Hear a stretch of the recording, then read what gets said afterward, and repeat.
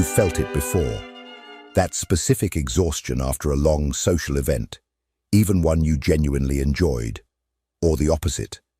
The restlessness, the low hum of anxiety that comes from too many hours alone. You've watched someone make a decision that seemed obvious to you and felt something close to disbelief, not because they were stupid, because they were using completely different criteria than you would have used. As if the same situation produced two entirely different realities. You've probably blamed personality differences, upbringing, values. Sometimes you blamed yourself for being too much, too sensitive, too rigid, too detached. But Carl Jung had a different diagnosis, and it's harder to dismiss. Jung spent nearly 20 years not theorizing in isolation, but observing patients, colleagues, artists, philosophers. And he arrived at something most people find uncomfortable. Humans are not just different in degree, they are different in type, psychologically distinct in the way they perceive the world, process information, make decisions, and generate and spend energy.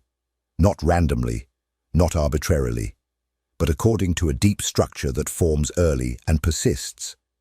This is not the psychology of your horoscope. Jung himself was careful to say that types are not rigid boxes.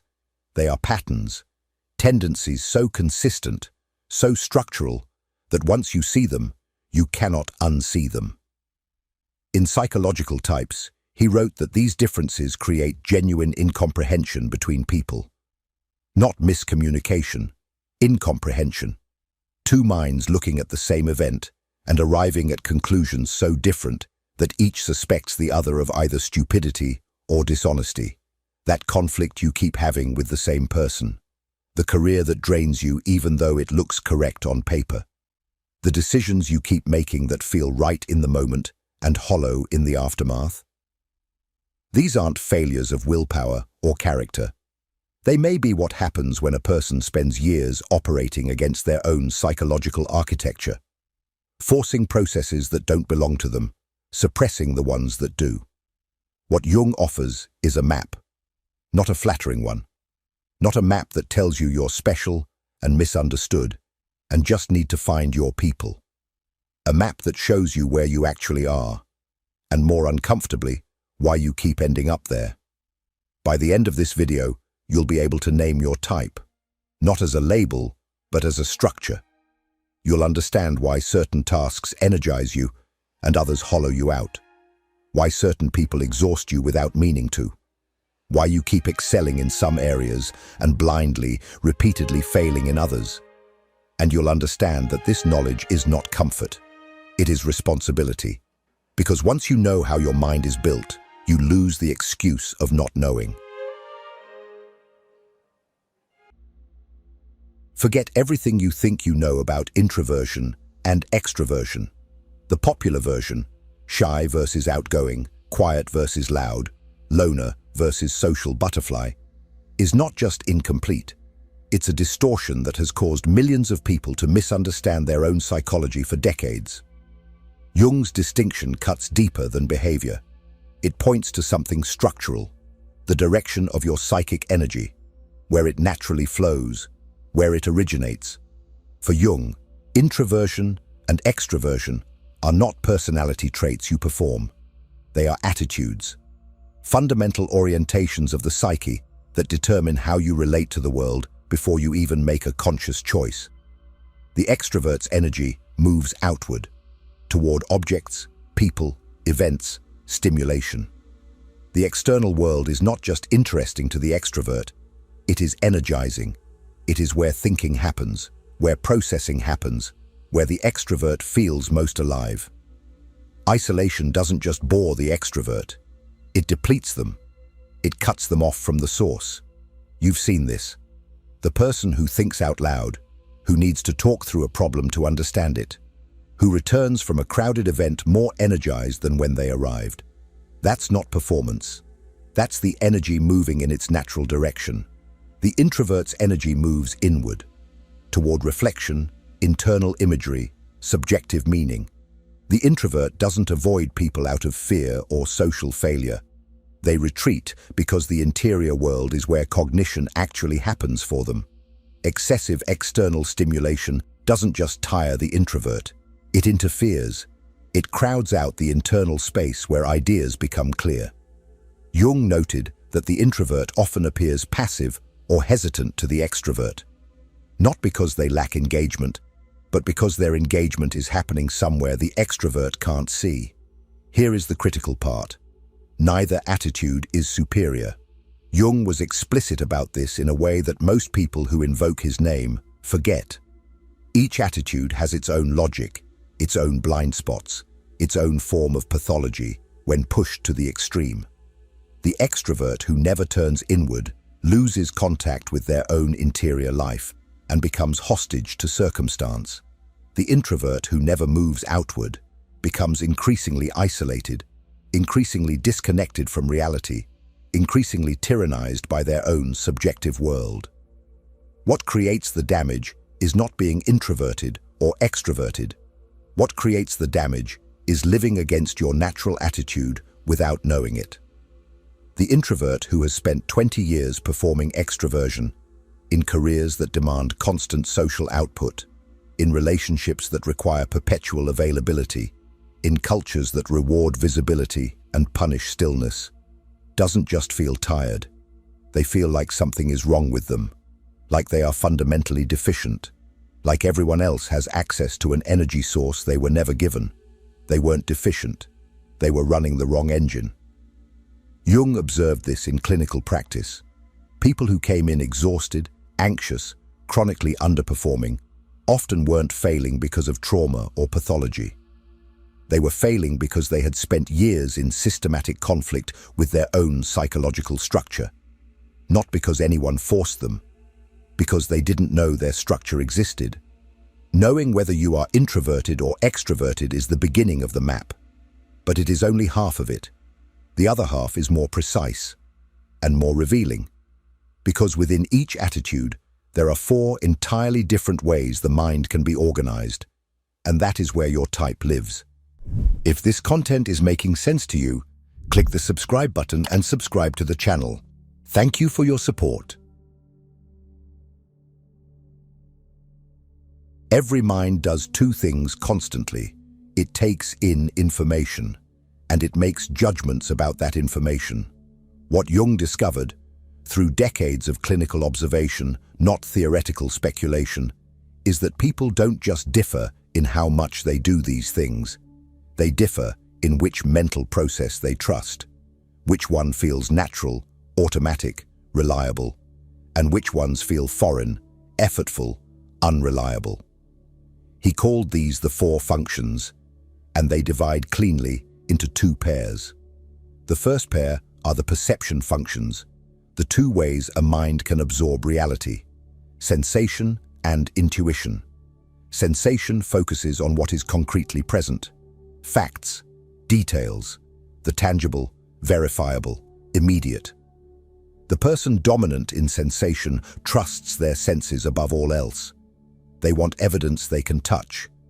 They distrust abstractions that can't be grounded in observable reality.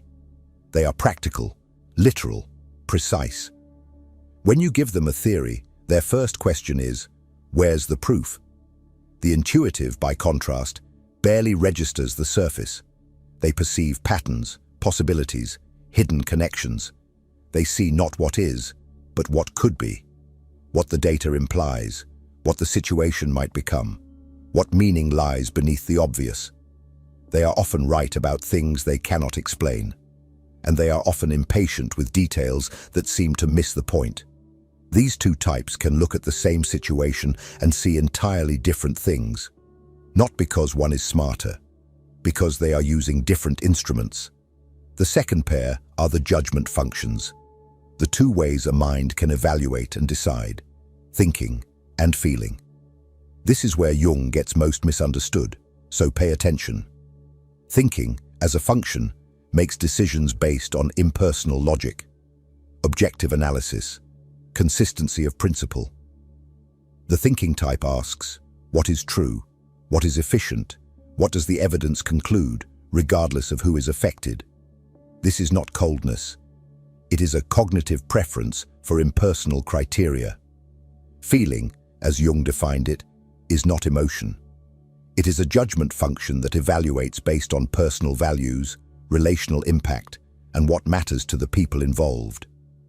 The feeling type asks, what is important here? What does this mean for the people affected? Is this aligned with what I value? This is not weakness. It is a different standard of evaluation, one that treats human significance as a legitimate basis for decision. The thinking type.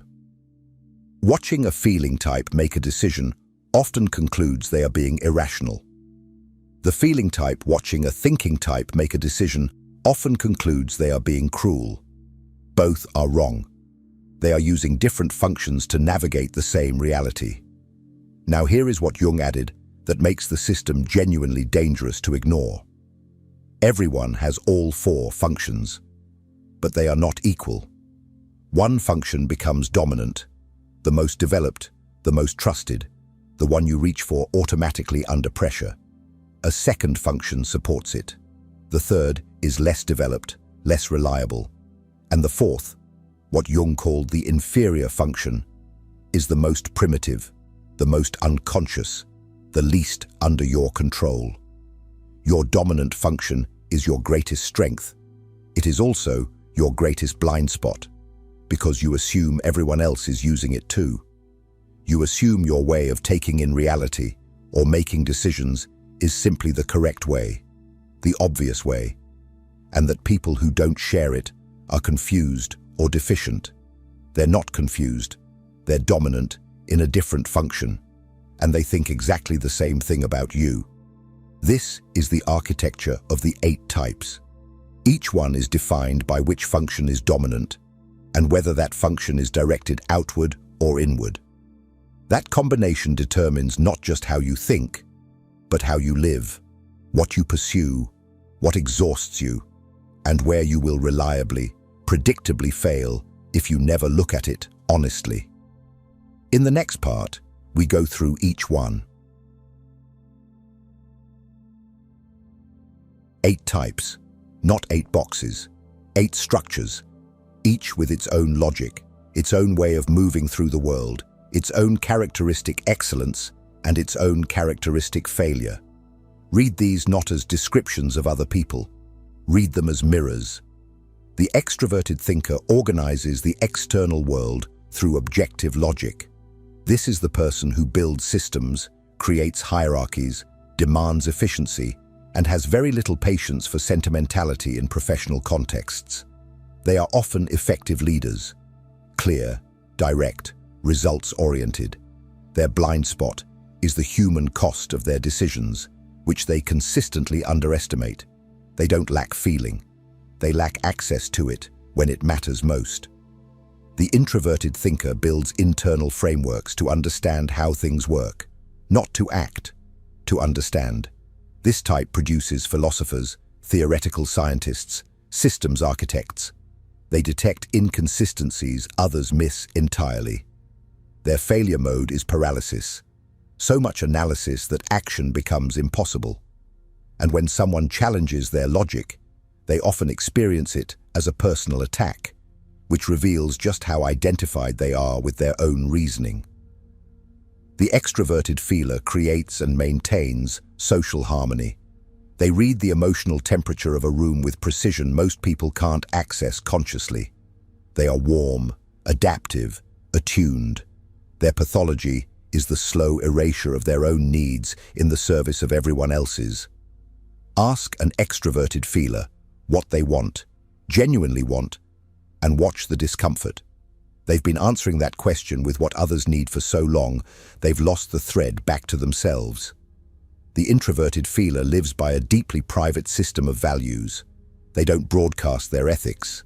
They embody them. This type has a ferocious authenticity and an equally ferocious intolerance for anything that violates what they hold sacred. They feel more than they express, which means they are consistently misread as cold or indifferent by people who mistake silence for absence. They are not absent. They are internal. The extroverted sensor lives fully in the present moment. immediate experience, physical sensation, aesthetic reality. This is where they are most alive. They respond to crises faster than anyone else because they don't pause to theorize. They act. Their failure is the long term. Consequences that require abstract projection, planning that requires tolerating ambiguity, commitments that outlast the immediate charge of excitement. The introverted sensor trusts what has been tested. Memory, tradition, proven method, accumulated experience, these are the anchors. This type is meticulous, reliable, and deeply resistant to change that hasn't been justified by evidence. Their gift is continuity.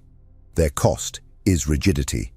The tendency to treat the past as a better guide than it sometimes is, and to experience novelty as threat rather than information. The extroverted intuitive sees possibilities everywhere and can't stop generating them. Ideas, connections, opportunities, they arrive in a torrent. This type starts projects brilliantly and finishes them rarely, because by the time execution is required, a new possibility has already appeared and the energy has moved. They are often the most creatively generative people in a room and the least reliable for follow-through. They don't lack discipline as a value. They lack it as a structural capacity. When the initial charge fades, the introverted intuitive perceives what others cannot articulate. Patterns beneath the surface, implications that won't become visible to others for years. This type often knows things they cannot explain, hunches with an uncanny track record that still cannot be made fully rational. Their failure is disconnection, so absorbed in the interior landscape of symbols and visions that concrete reality becomes almost irritating. They can see 20 years ahead and miss what's directly in front of them. None of these types is a life sentence. Jung was explicit. The goal of psychological development is not to be your type perfectly. It is to become conscious of your type, to develop your non-dominant functions deliberately, and to stop mistaking your preferred lens for the only lens. Your type tells you where your energy flows naturally. What you do with that information is the question that actually matters. And to answer it honestly, you first need to face the part of your type you've been avoiding, the function that operates in the dark, running your life from a place you can't easily see. Every strength has a shadow. Jung knew this better than most, and he built it directly into the architecture of psychological types. Your dominant function, the one you trust, the one you've developed, the one that makes you competent and confident, does not exist in isolation. It exists in direct tension with its opposite. And that opposite, the function you've neglected most, the one that received the least development and the least conscious attention, is what Jung called the inferior function. It is not merely weak, it is primitive. It operates with the logic of a much younger mind, impulsive, reactive, disproportionate. When it appears, it doesn't announce itself, it erupts. And because it is so undeveloped, so far from conscious control, it tends to appear precisely when you are under pressure, exhausted, or emotionally destabilized, which is to say, exactly when you can least afford it. The extroverted thinker, precise, logical, systemically brilliant, has introverted feeling as their inferior function. Under stress, this person doesn't become more logical. They collapse into melodrama, hypersensitivity, irrational grievance. The same person who dismantles faulty arguments with surgical precision will, when cornered, take a mild criticism as evidence that no one has ever respected them. The function that was never developed takes over with all the subtlety of a child throwing a tantrum. The introverted feeler, authentic, value-driven, intensely interior, has extroverted thinking as their inferior. Under pressure, they don't deepen their values. They become rigidly rule-bound, compulsively organizing external reality, issuing judgments with a harshness that shocks even themselves. The person whose greatest gift is nuanced inner attunement suddenly speaks in absolutes. Suddenly, everything needs a system, a hierarchy, a verdict. This inversion happens across all 8 types. The pattern is always the same. The function you trust least is the one that takes control when your defenses are down. And because it's unconscious, you rarely recognize it as your own. You experience it as something being done to you. The world suddenly seems unreasonable. Other people seem impossibly obtuse. You feel justified in your reaction in a way that, later, when the charge has passed, you can barely explain. Jung observed something even more uncomfortable about the inferior function. It is not just a liability. It is a portal. Because it is so undeveloped, so connected to the unconscious, it carries a charge that your dominant function no longer has. The things that destabilize you most reliably, the specific types of people who infuriate you, the specific situations that produce reactions far larger than they seem to warrant. These are not random. They are pointing directly at the function you've been refusing to develop. The person who enrages you most is often dominant in your inferior function.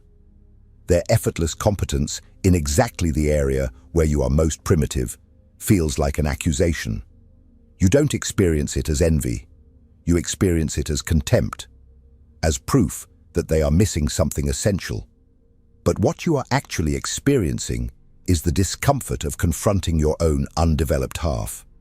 This is where most people stop. They identify their type, recognize their strengths, note their blind spots in the abstract, and proceed to live exactly as before, now with better vocabulary for why they behave the way they do. The inferior function becomes another item in the self-description rather than a site of genuine development. Jung called that a failure of individuation. The point was never to know your type. The point was to use that knowledge to become more whole, to bring the inferior function into conscious relationship with the rest of the psyche, not to perfect it, but to stop being secretly controlled by it. You don't conquer your inferior function, but you can stop letting it ambush you. And the first step is understanding that your most painful conflicts, the ones that feel most external, most caused by other people, are almost always the inferior function looking for a fight. Which brings us directly to what happens when two incompatible types share a life, a team, or a family. If what you're hearing resonates with you, you'll find real value in my ebooks. Beyond the Shadow breaks down Jung's core ideas, while Dialogues with the Unconscious gives you a 30-day path to apply them in your life. Both are linked in the pinned comment. There is a specific kind of conflict that feels different from ordinary disagreement. It doesn't resolve. It doesn't respond to good intentions or careful communication or mutual effort. Every attempt to bridge it produces a new version of the same impasse, and both people walk away more convinced than before that the other is either irrational, dishonest, or fundamentally broken. You've been in this conflict.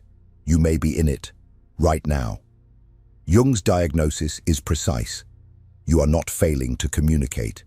You are operating through incompatible psychological structures. And incompatible structures don't produce misunderstanding. They produce systematic, predictable, structurally guaranteed non-comprehension. Consider the collision between a dominant thinker and a dominant feeler. The thinker presents an argument. They have assembled the facts, followed the logic, arrived at a conclusion that seems to them self-evident. They are not being cold. They are doing what feels like the obvious, correct thing, letting the evidence speak. The feeler hears the argument and responds to what it means for the people involved. They raise concerns about impact, about relationships, about what gets lost in the logic. The thinker experiences this as evasion, as an inability to engage with facts. The feeler experiences the thinker's response as proof that they don't care about people. Both walk away feeling unseen. Both are right that they were unseen. What neither recognizes is that they were seen, through a lens so different from their own that the image didn't register as a person at all. The collision between an intuitive and a sensor is equally disorienting. The intuitive is already 3 steps ahead, speaking in patterns and possibilities, impatient with the specific. The censor wants to know exactly what is being proposed, grounded in concrete evidence, implemented through clear and tested steps. To the intuitive, the censor seems trapped in the literal, unable to see the larger picture. To the censor, the intuitive seems untethered from reality, generating ideas with no accountability to how things actually work. Neither is wrong. They are perceiving through different instruments. But because each instrument feels like simply seeing clearly, the other appears to be the one distorting. These conflicts are most destructive in intimate relationships and close teams. The contexts where psychological proximity is unavoidable and the stakes are highest. A couple where one partner is an extroverted feeler and the other an introverted thinker will generate a specific recurring argument that follows the same structure every time, regardless of the surface topic. One needs emotional attunement and relational presence. The other needs intellectual respect and interior space. Each experiences the other's need as a demand to become someone they are not, and both are right. That is exactly what is being asked, not consciously, not maliciously, but structurally. Jung was not optimistic that this kind of incompatibility disappears with understanding. What he believed was more modest and more honest. Understanding changes your relationship to the conflict. You stop experiencing the other person's structure as a moral failure. You stop waiting for them to finally see what seems obvious to you. You stop interpreting their limitations as evidence of bad faith. The conflict doesn't vanish, but it loses the specific cruelty that comes from believing the other person is choosing to be this way.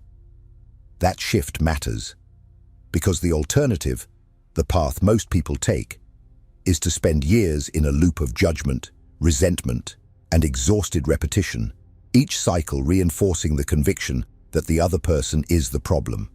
And the problem with that conviction is not that it's unkind, it's that it's useless. It produces nothing except more of the same. Understanding your type and the types of the people around you does not make conflict disappear. It makes it legible, and legible conflict can be navigated. Illegible conflict just accumulates. What you do with that navigation, how you use this map once you have it, is the hardest question of all. And it's the one we need to face directly now. Here is the temptation you need to resist. You've spent this video building a map of your psychological structure, your dominant function, your attitude, your blind spots, your inferior function, the patterns that run through your conflicts and your choices, and your exhaustion. And the temptation, now that the map exists, is to use it as an explanation, to say, this is why I am the way I am, to treat the type as a destination rather than a starting point.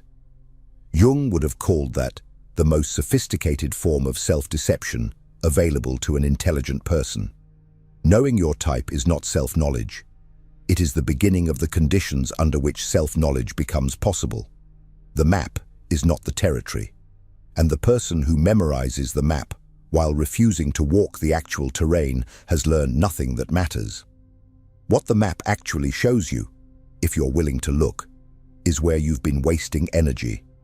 Every introverted thinker who has spent years performing extroversion to meet professional expectations, every extroverted feeler who has built a life around everyone else's needs and called it generosity when it was really the avoidance of their own interiority.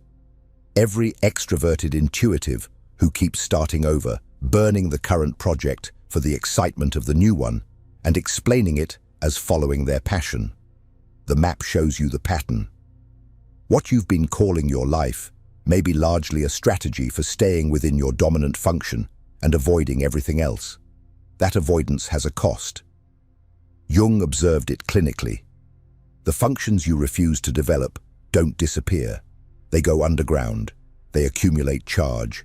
They surface in your reactions, in the disproportionate anger, the irrational fear, the sudden collapse into behavior that seems to belong to a much younger, much less capable version of you. Your unlived psychological life doesn't wait patiently. It finds expression. usually at the worst possible moment, in the worst possible form. The hardest truth this video has been building toward is this: you cannot grow within your type. Growth requires moving toward what your type finds most threatening. The thinker developing feeling, not performing warmth, but genuinely sitting with values and relationships and their own emotional life without immediately converting everything into analysis. The feeler developing thinking, not becoming cold, but learning to evaluate situations through impersonal criteria without experiencing it as a betrayal of everything they care about. The sensor learning to tolerate the ambiguity that intuition requires.